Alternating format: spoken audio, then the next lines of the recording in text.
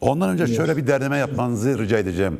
Yani herkes biliyor ki Türkiye'de konuştuğumuz süreç 27 Şubat'ta Kürt halkında Sayın Abdullah Öcalan'ın başlattığı Barış ve Demokrat Toplum süreci özellikle Halep'teki saldırı ve daha sonra gelişmelerle beraber bir kırılma yaşadı. Bu Rojava meselesi nasıl bir kırılmaya ulaştı? Bunun derinliği nedir sizce? Yani onarılabilecek bir kırılma mıdır yoksa makas çok mu açıldı? Öyle sorayım. Ya şöyle ifade edeyim Sayın Mervan. Yani biz Kürtler ya da Kürt halkı ilk defa böylesi tarihsel süreçlerden geçmiyor. Bence böylesi sıcak dönemlerde aslında kendi tarihimize de referans göstererek kendi yaşadıklarımız yani kolektif hafızamızı tekrardan canlandırarak dersler çıkarılması gereken bir dönem olduğunu düşünüyorum. Tabii ki güncele dair çok şey söylememiz gerekiyor ama yani Kürtler açısından bu tarihsel kırılmalar ya da tarihsel eşikler ilk olmadığı gibi son da olmayacak. Az önce sizden önce de aslında değerli profesörümüzü dinlerken de aslında bunlara atıf yaptı. Şimdi bizim tartışmamız gereken temel başlıklardan biri şu. Yani bir süredir yani son 15-20 yıldır Rojava en küçük parça olarak yani Kürt halkının aslında Avrupa'daki halkımız da diğer parçalardaki Kürt halkı için hem bir hani Kürt siyasal aklının ve bilincinin üreten onun temel merkezlerinden biri olan bir merkezdi. İkincisi Kürt kamusal vicdanını da canlı tutan bir merkezdi. Haliyle bu aslında siyasal bilinç ve vicdan merkezliliğinde ortaya çıkan yani Rojava'da çıkan bu yönüyle Rojava'da ortaya çıkan gelişmeler haliyle belirli kırılmalar yarattı. Bunu inkar etmemek lazım ama buradan dersler çıkarmak lazım. Yani bize dair dersler çıkarmak lazım. Geleceğe dair dersler çıkarmak lazım. Çünkü yani oturup sadece buradaki kırılmaların tahliliyle uğraşacak durumda değil. Sonuçta hepimiz bir mücadele öznesiyiz. Bakın az önce dinlerken de aklıma gelen bir şeyi söyleyeyim. Şimdi Avrupa'da dünyanın dört bir tarafında Kürt halkının zaten ayağa kalkması sadece bir vicdani kalkış değildi. Bakın biz bunu eksik yorumlarız. Yani yani ahlaki duruş değildi, karşı koyuş değildi, bir duygusal çıkış değildi. Yani şunu hepimizin kabul etmesi lazım. Yani dünyanın dört bir tarafına dağılan Kürt nüfusu aynı zamanda bir politik özne olmasından dolayı dünyaya bu kadar yayıldı. Yani Evet. sizin kişisel yaşamınız da onunla ilgilidir. Ya da televizyonda çalışan birçok arkadaşımızın değil mi? Her biri aslında politik nedenlerle dünyanın dört bir tarafına yayıldığı için şu gerçeği görmemiz lazım. Aslında gittiği her yere politik aklını, ferasetini, duruşunu yayan aslında bir Kürt gerçeğiyle, öznelliğiyle karşı karşıyayız. Haliyle yeni dönem politikası, yeni dönem siyaseti buralardan kurulmalı. Mesela şöyle tarif edebilir miyiz? Örneğin işte son dönemlerde halkların kardeşliği, işte eşitliği, birlikte mücadeleye dönük işte birçok eleştiriler var. Olabilir, vardır da, olacaktır da, büyüyebilir de. Ama bakın bunlar bizim bazı tartışmaları yapmamızı engelleyemez. Neden bunu söylüyorum? Şimdi demokratik ulus çözümü dediğimiz şey mesela hani güncelde tartışalım. Ya demokratik ulus mu kaldı diyenler var. İşte halkların kardeşliği nerede söz konusu olduğu, Kürt'ün Kürt'ten başka dostu yoktur diyenler var. Ama bakın demokratik ulusun kendisini bile açsak eksikliklerimizi gören bir yerden öz eleştiri de vermemiz gerekiyor. Demokratik ulus sadece halkların bir arada yaşamına, ortak mücadelesine, birlikteliğine dair bir çözüm önermesi değil. Demokratik ulus aynı zamanda bugün sıkça benden önce katılan değerli konuğun da bahsettiği gibi işte ulusal kongre, ulusal birlik politikası dahil olmak üzere birçok başlığa dair çözüm önerisi sunuyor. Bakın Sayın Öcalan yıllardır ne söyledi? Ya bunu neden uygulayamadık? Buna dair neden pratikte yetmezlikler var? Belki de bu konuda kendimizle yüzleşmemiz gerekiyor. Bakın diplomasi değil mi? Demokratik ulus çözümünün boyutlarından biri diplomasi. Birisi hukuk, birisi kültür, birisi ekonomi, birisi özgür yurttaş, birisi kadın, özgür kadın, eş yaşam. Şimdi baktığımızda bunların Ama şöyle etrafında bir şey var. Kürt Şöyle bir şey var sanki yani bunların tümünün olmadığı şey daha kolay geliyor bazı insanlara. Yani mesela diyelim, halkların kardeşliğine ne gerek var dediğin zaman sanki bunun bir alıcısı varmış gibi geliyor bana. Sanki bu daha kolay bir izahatmış gibi geliyor bazı insanlara. Mesela hani sizi desteklemek istiyorum. Rojava Kürtistan'da diyelim ki Ermeniler var, Asürler var, Süryanlar var, Kürtler var, Araplar var. Ben gittiğim için biliyorum orayı. Bir köy Arap, bir köy Süryani, bir köy Ermeni, bir köy Kürt. Yani oranın insanları. Bunların ortak yaşamı bir arada savunmak yerine Kürt'ün Kürt'ten başka dostu yoktu demek daha kolaymış gibi geliyor. Yani bu çok tehlikeli bir şey aslında. Yani Ama dün de şu kolaydı Sayın Mervan. Evet. Dün de şu kolaydı. İşte Irak'taki Kürt'ün politik öncelikleriyle, kendi hedefleriyle Türkiye'deki Kürt'ün hedefleri ya da İran'daki, Suriye'deki Kürt'ün hedefleri arasında ne ortaklık var diyenler de vardı. Yani biz Evet. Kürt sorunu aslında bir bölge sorunudur, Orta Doğu sorunudur, küresel bir sorundur derken birileri de yani Kürt sorununu belli Kürt partilerine hapseden, Kürt halkının yaşadığı coğrafyalara hapseden parçalı değil mi? Bütünlüklü yaklaşımdan uzak bir yaklaşımı savunuyorlardı. Ama bakın bu son yani Rojava ile birlikte ortaya çıkan tablo şunu gösterdi.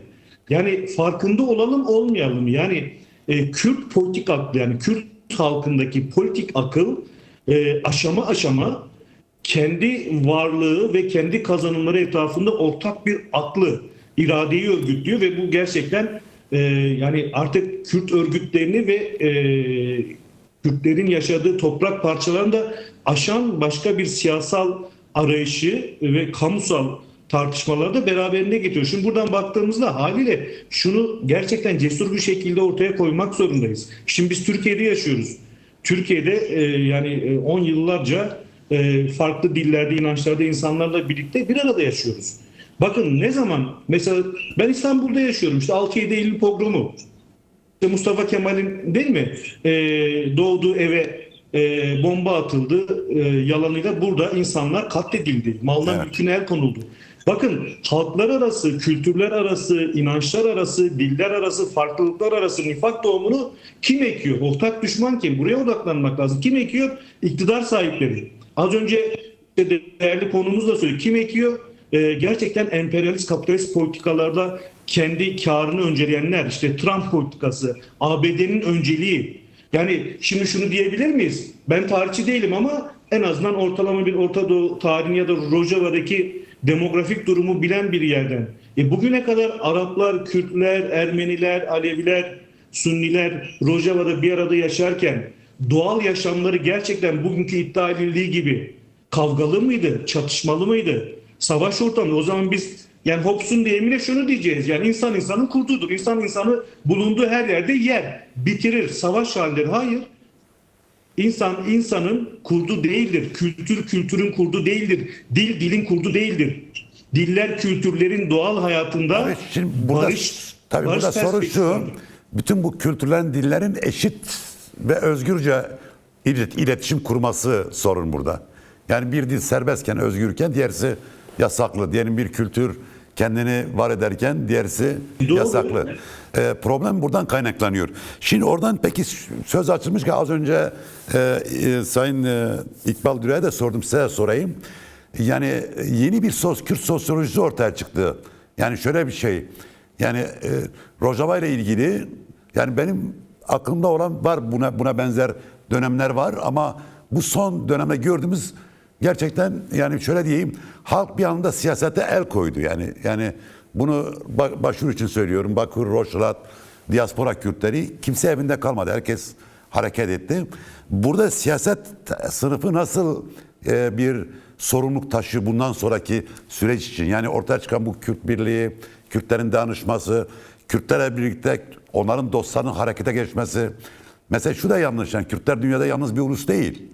Yani şu anda en azından benim yaşadığım Avrupa ülkelerinde hangi sokağa girerseniz girin mutlaka 3-5 tane değil bayağı bir dost bulursunuz.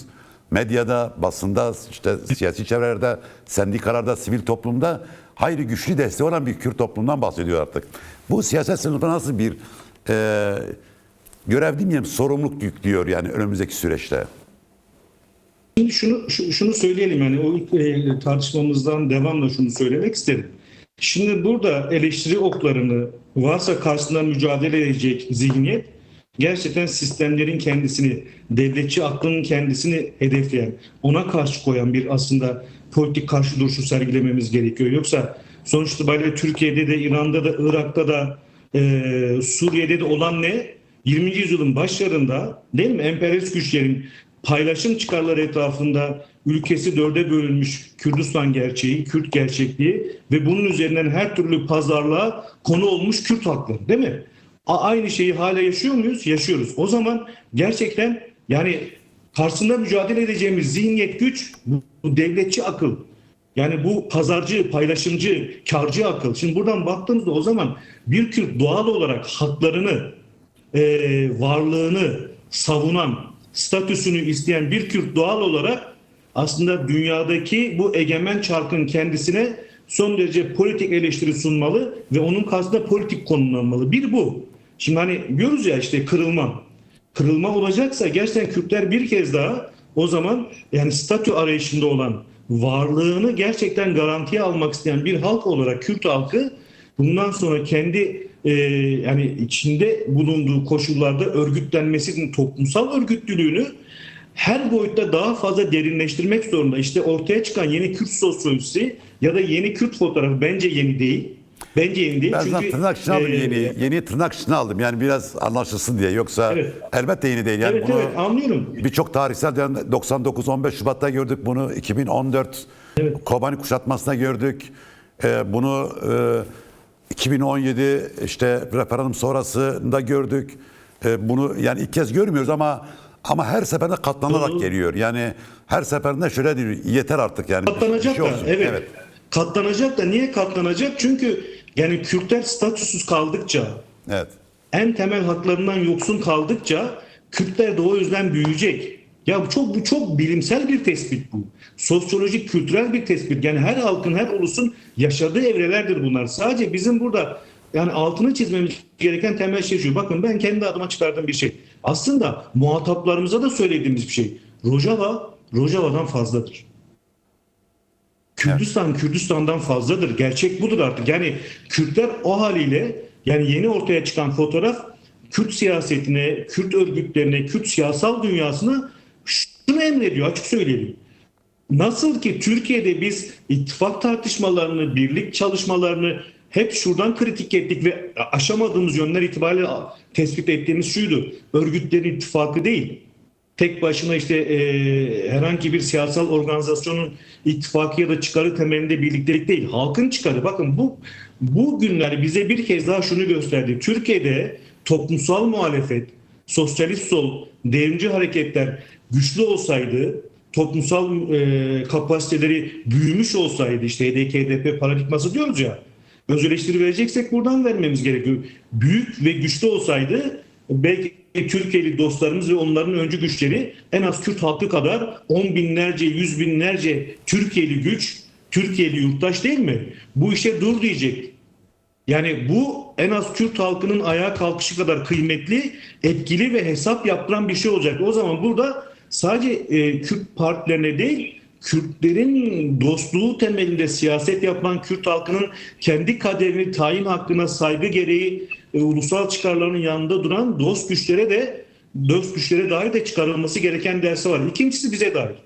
Bakın ben kendi şahitliğimle söyleyeyim. 2009-2010'da Sayın Öcalan'ın yanına gittiğimizde hani gerçekten bunu bazen hatırlatmak zorundayız birbirimize. Çok tartışıldığı için bu son günlerde söylüyorum. Sayın Öcalan ta o zamanlarda yaklaşık 15-16 yıl Sayın Mervan. Yani bizzat kendi duyduğum şahitliğimle bir şey söylüyorum. Ta o zamanlarda Kürtleri bekleyen tehditlerin varlığını işaret edip Kürtlerin başta ortak öz savunma olmak üzere. Bakın altını çizerek kendi varlıklarına dönük tehdidi bertaraf etmek üzere Kürdistan'da bir Kürt Ulusal Kongresi'nin toplanması, Kürtlerin ortak çıkarlarının önceliklerine dair kongrenin toplanıp gerçekten birlik politikaları belirlemesi noktasında çok ciddi şeyleri vardı. Şimdi bu son çıkan tablo bir kez daha aslında bütün yani Kürt'ün geleceğine dair, Kürt halkının demokratik geleceğine dair, statüsüne dair kendimizi de katan bir yerden söylüyorum. Bütün aktörlerin yani bireysel ve kolektif aktörlerin her zamankinden daha fazla Kürt halkının öncelikleri ve çıkarları etrafında buluşacağı bir ulusal kongre, ulusal birlik politikası ve bunu gerçekten partilerle sınırlı tutan değil.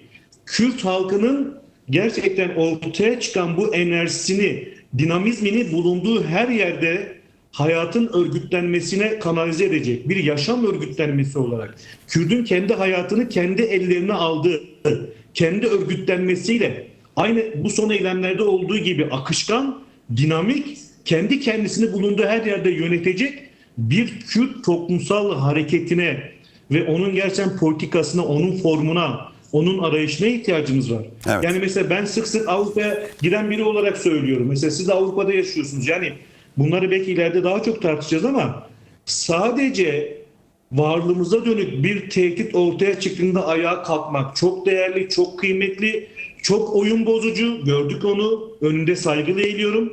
Ama normal zamanlarda bir özgürlüğüne aşık bir Kürt bulunduğu her yerde kendi hayatını, gündelik hayatını örgütlü kılmadığı sürece benzeri komplolar ve benzeri saldırılarla her zaman daha yakında duracaktır. O yüzden bizim tekrardan ev ödevlerimize daha büyük bir coşkuyla, hevesle, inançla ve inatla sarılmamız gereken günleri yaşıyoruz. Her birimiz bu konuda gerçekten daha pozitif rol oynamanın da yolunu aramak zorundayız diye düşünüyorum. Cengiz Çiçek çok teşekkürler. DEM Parti İstanbul Milletvekili programa katıldığınız görüşlerinizi paylaşın. Çok sağ olun, çok var olun.